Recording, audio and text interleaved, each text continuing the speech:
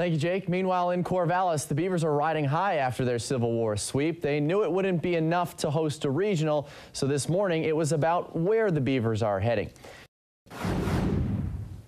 Belmont also making its way down south as the Atlantic Sun champions, and they open up against the Pac-12's Beavers of Oregon State, in for the 7th time in the last 8 years.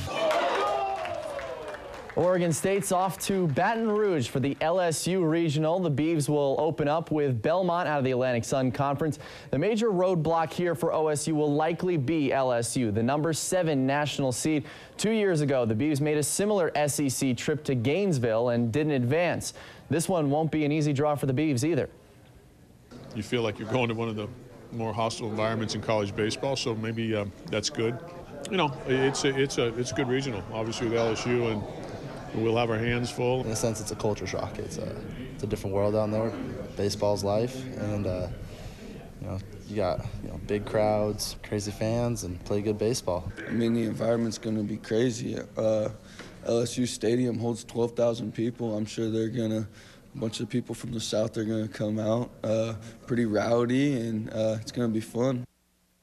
Now, just prior to finding out where they would go, the Beavers learned their rival Oregon's the number 5 national seed. There was a collective groan in the room, and as you can see by Pat Casey's reaction, he seemed a bit surprised. I think just getting done playing them and that kind of deal probably is still part of that emotion from the players, but you know, good for them. I really didn't think they'd get the 5 seed because they lost the 2 games to us, and then ended up losing the 3rd, but I knew they were going to host, and good for them.